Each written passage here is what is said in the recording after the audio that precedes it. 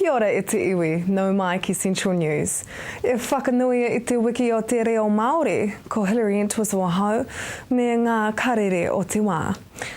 Image analysis software will aid a new map of the swamplands and native bushes of the Waikato. The joint project between the University of Waikato and the Regional Council will use high-resolution satellite photographs that will be analysed by a computer. The images are sharp enough to recognise individual sheep and will identify different features to the landscape. Glenn Stitchberry says the detailed images will be useful for landowners and benefit the farming community in the Waikato. Well, what we're doing is we're using aerial photography to try and classify the different land cover types in the Waikato region. We're doing this using remote sensing techniques. Cases of influenza in Tauranga are few and far between, according to medical professionals, but they are bracing for an increase as the winter months progress. Many centres are reporting a normal or quiet patient volume for the time of year, with little signs of the true flu. Dr Neil Matson from Central Med Health in Tauranga says there is normally an increase of patients this time of year. However, they are only moderately busy with one proven case of influenza. He says a number of people are presenting with the common cold, and these are mostly children. Now for our region's weather, Hamilton increasing high cloud with some late showers and a light wind. Your expected high is 15 and an overnight low of 8. Tauranga, your Wednesday will become cloudy with some late drizzle. Your expected high is 16 and an overnight low of 6. Just ahead, we look at the national standards of our schools.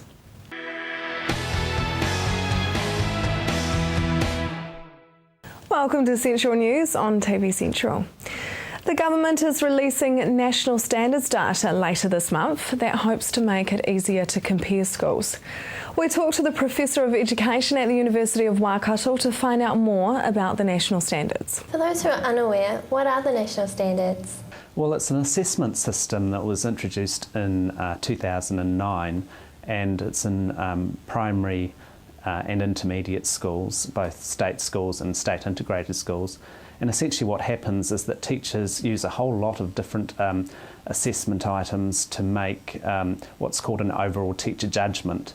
And as part of that, then they're using formal kind of assessment tools like tests and so on, and also classroom observations.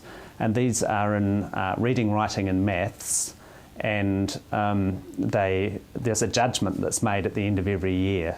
So children are judged to be either well below, at or above. Why have they been so controversial?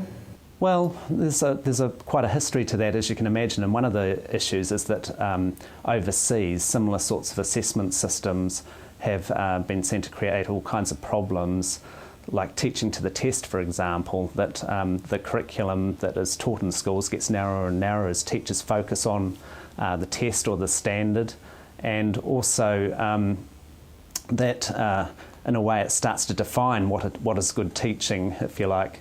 Now the claim with the New Zealand national standards is that because of this overall teacher judgment approach, that's not going to happen, and that it will be possible to keep a broad curriculum and so on, that in some ways we're doing it differently.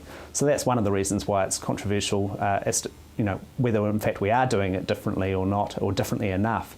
Another thing has been the way that the national standards were introduced. They were put through, the legislation was put through under urgency, and there wasn't the usual level of consultation with the profession, so there wasn't really a lot of buy-in, if you like, and particularly initially they were strongly contested. There was a lot of resistance, and as a consequence, it was in the media a lot. So in many ways, it's been a kind of perfect storm of what's happening internationally and also here in New Zealand. What about the public release of the national standards that began last year? Well, that's been kind of a further step. It's almost like a saga that's kept rolling out.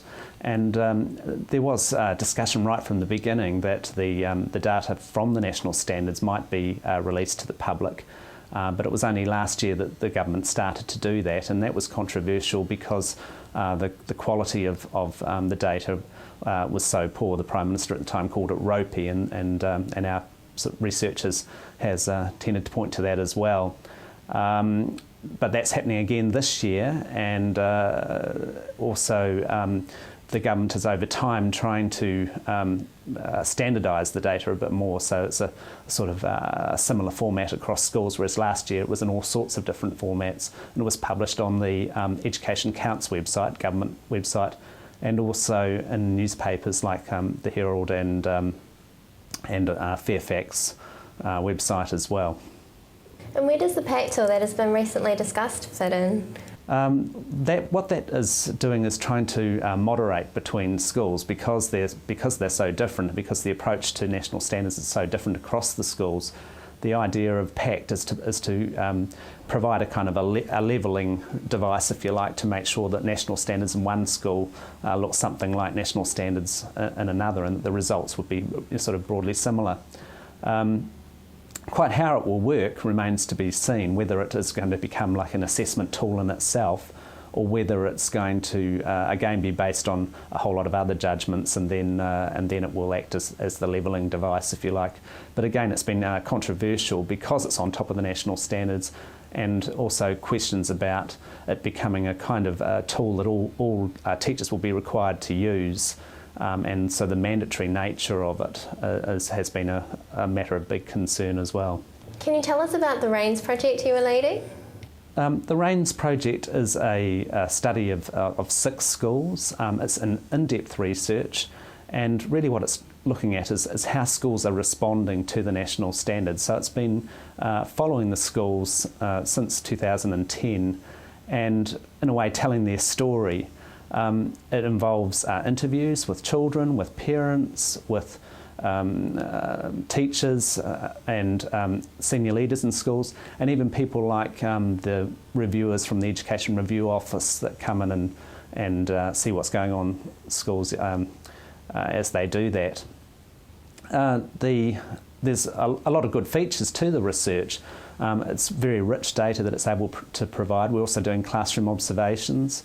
And it involves lead teachers from each of the schools, so they're kind of involved in helping to facilitate the research, and really it's giving us a very rich picture of how schools are changing over time, possibly in relation to the national standards. With there being so many schools, how are the RAINS schools chosen? Well, they're basically chosen for the diversity of the children that attend them and the kinds of communities. So there's urban schools, more rural schools, schools that are very multicultural, and schools that are sort of more middle class suburban schools. I guess the other thing to say about them is that they're all going with the national standards. Pretty much, so that's another similarity. What have the RAINS study found so far? Well, essentially that there's schools are on quite different trajectories. That is, there's incremental change from what they were already doing, so they're not sort of changing dramatically in many ways, and they also very much reflect the context that the schools are, the kinds of communities and the location. So what it means is that really when you get up close, that it's not a kind of apples with apples comparison. The schools are barely on the same page in the way they have responded to the national standards, let alone the sort of fine-grained detail. Coming up next, a young local man with a mission.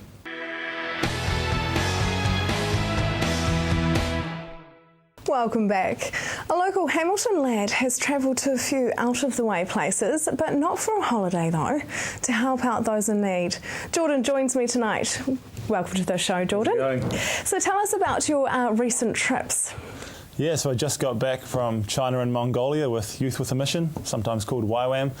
And YWAM is a Christian interdenominational, international missionary organisation that has a presence in over 180 nations in the world, sends out 25,000 short-term missionaries each year, and has, I think, over 18,000 full-time volunteer staff, so it's a whole volunteer movement. And I led a team of 5 young students over to China and Mongolia to try and do some humanitarian work, as well as just share about our beliefs in Jesus, who we believe is the hope of the world. So just returned recently. Oh wow, so do you have some stories from there? Yes, I also went to India last year, and we worked with orphans there, and we worked in a little ministry that took them out of this train station. 4 million people used to go to this train station in Kolkata per day, and so there's just kids everywhere without families. So we did a lot of work there, and also just recently in China, Mongolia, we did some work building greenhouses. We went to hospitals and worked with autistic children, and we also went and visited families and prayed with them and shared with them about who Jesus was. And one of the craziest stories, I guess, was one of the countries I went to, we prayed for a lady that had a car accident in 1997. And since then, she hadn't been able to walk without crutches, hadn't gone further than her backyard. And my team got together and we were praying for this lady. And after a while, we felt like we should ask her to try and get up and walk without her crutches. And this little 40-something-year-old lady gets up and step by step walks across the room for the first time in 16 years, and then sits down the other side of the room and just cries. And we just saw God's power, that it's for today and not just a 2,000-year-old storybook. And that really encouraged me and encouraged my students and really excited me for the future. So, I mean, what's the standard of living of some of these places that you visited? Yeah, I mean, in India it's crazy. There's slums everywhere, there's rubbish everywhere. India has a caste system, so people don't really look after the lower caste. They kind of have to look after themselves. In Mongolia there's a lot of alcoholism, and because you're up in the mountains and there's not much things around to do, and people just get stuck into that. And people are living in, they call them gears, or the Russian word is yurt, which is the nomadic Mongolians move around from place to place. And yeah, the standard of living is pretty poor, and people just drop rubbish everywhere, so it's kind of a mess. But they're really nice people when you get talking to them, but sometimes you see that hopelessness. And it's great getting to come, being able to help them with their physical needs and help them build a greenhouse or do those things, but also share a message that can transform them even after we leave. A personal relationship with Jesus, which has transformed my life, and it's great to be able to share that around the world. How many people and how many kids do they have in those orphanages? So the one we went to in India, it ranges. Sometimes the kids turn up, sometimes they don't, because the kids aren't that reliable just yet. Still training them in that. And it ranges from sometimes 10, sometimes 20. We have each month in India, we had a day we would go out and kind of treat them and take them out somewhere special and get them nice clothes. So we always had more kids turning up on that day, sometimes up to 30. So yeah, it ranged, the different places we went to. And so when they're not in the orphanage, they're literally living on the street? Yeah, so the way in India they made their money was they collect plastic bottles. So with the 4 million people going through that train station per day, there's a lot of plastic bottles everywhere. Everyone litters, so that place actually gets cleaned up by all the young kids, and then they hand them in and get money for that. So when they're not with us, they're trying to earn money by collecting plastic bottles. And what was the standard of living in Mongolia in these little tiny places? Yeah, we were up in a village in the mountains, which had 26,000 people, and some people lived in those portable houses called gears. Others lived in, not many, but some people lived in actually like a brick house.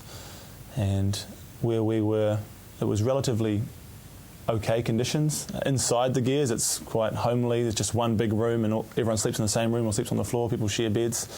So it's quite crammed, but it's a really family culture. So they flourish in that environment of being so close together, whereas in the West, if I had to sleep with all my brothers and my parents in the same room, I think it would be a bit chaotic. Yeah.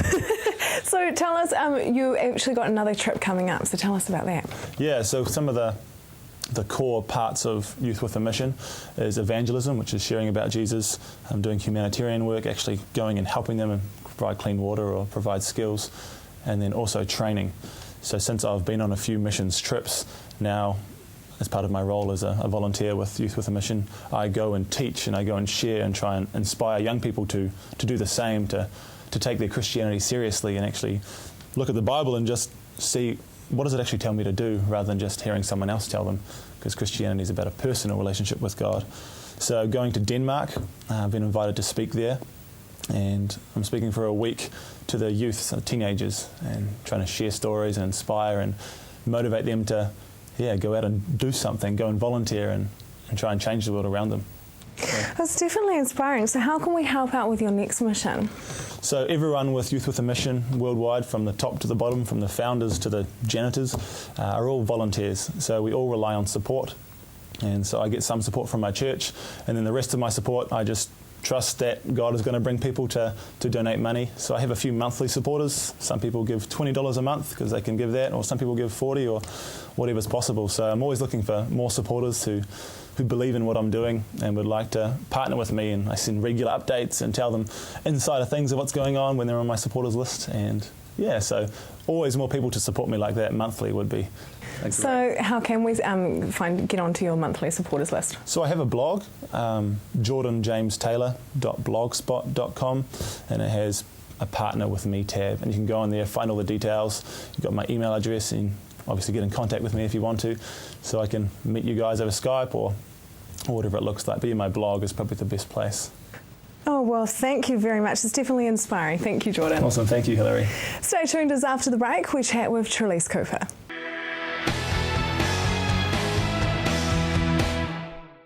If you have just joined us, welcome to Central News. Tonight we look back at an interview Amy Forrest had with Trelise Cooper. Welcome back, Trelise. Now, what inspired you to get into the fashion industry? I've had a love of dressing up and dresses since a small child, and I grew up in the 60s, so I had all my mother's 50s frocks, and I had all my friends' mother's 50s frocks, and we would all get together after school and dress up non-stop. So I think that began it, and I've never not loved getting dressed up, and I was the sort of child that I had 15 try-ons before I'd leave. My mother was so relieved when I had a school uniform, and nothing's really changed. I still do that. I leave home with a pile on the bed. And what challenges did you face in the early stages? I think the challenges are varied many, and there's lots of them, and I believe when you are living your dream, it's never plain sailing. You know you've got your dream when there are challenges, and probably it would have been being taken seriously and with credibility because I didn't train. And also I think getting funding was really difficult to begin with, because as a woman, I'm talking early 80s here, I was young in my early 20s, and I ended up selling a house that I owned in order to fund the business because banks really didn't want to risk with me. So how has your fashion empire expanded over the years? I think it's gone way beyond what I ever expected, and it's got bigger and bigger. And of course I started out untrained, but very quickly after you make lots of mistakes you find you're well trained. So I've done the University of Trelise in fashion design, and I think I've come out with enough enough to make it successful. So you know, I've sold all across the world and to celebrities, and I've done things way more than I ever expected to. But I've got a little motto, and it's 10 two-letter words, and that is, if it is to be, it is up to me. And I think you have to live your life by that. It is totally your responsibility how your life turns out. And I've lived that fully, that if I want it to happen, I have to take action, and I have to dream it first, and then I have to take action. Now, can you tell me what the process of designing a garment is and how long it takes till it makes it into the store? It's actually a really long process, and especially for me because I don't just design the garment, but I design a lot of the fabrics and the way in which the fabrics are shown. So, you know, these flowers or sequins. So there's a lot of design elements. And I guess it starts out from the moment that I begin an idea right through to selling it to, say, a store here in Tauranga, to being paid for it is about an 18-month journey. So it's a long way ahead. A lot of that has to do with fabric manufacture and design and getting colours right. It has to do with having a prototype made and then the sample range made, going out and selling it, getting orders in, collating all of those, and then sending those off for production. So it's a very long process. And when you're designing a garment, do you have a certain body type that you think of, or a certain person?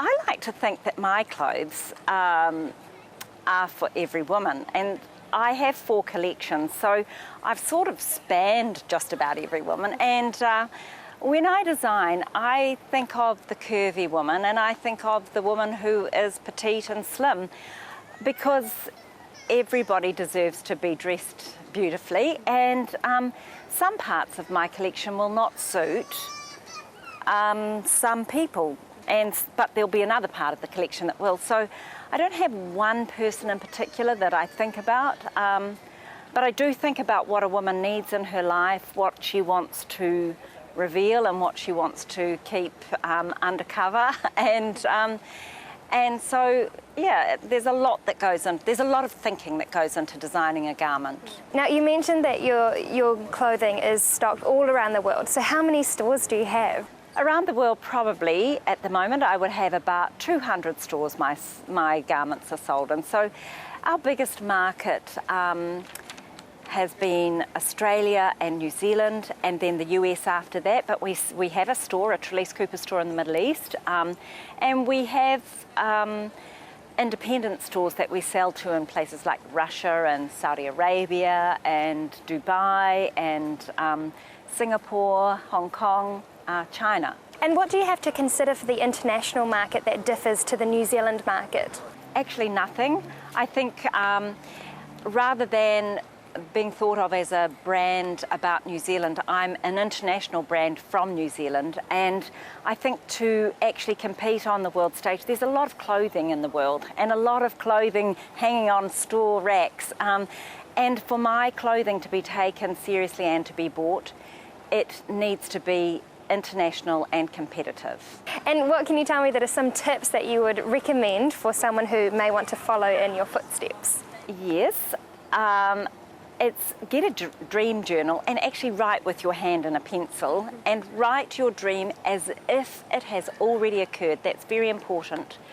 Write that dream down in full technicolor and as much detail. So think about all of the things that you really wish to happen, and then I think you need to take action. You need to be persistent, determined, and hold on to the dream, especially in the challenging times, because they will come. Now tell me, what other projects do you have lined up at the moment? Well, I've just finished selling my spring collection. I've just started designing the summer collection, and also in tandem the winter collection. So that's on my mind right at the moment. I'm in the midst of designing fabrics and new garments and new ideas. That is the news for today. We really want you to be involved, so like us on Facebook and let us know your views. If you have your own news, including your own video and photos, go to our website and hit upload. Thanks for joining us. Amy will be here tomorrow night with more guests from in and around the regions. I'm Hilary Entwistle. Have a lovely evening.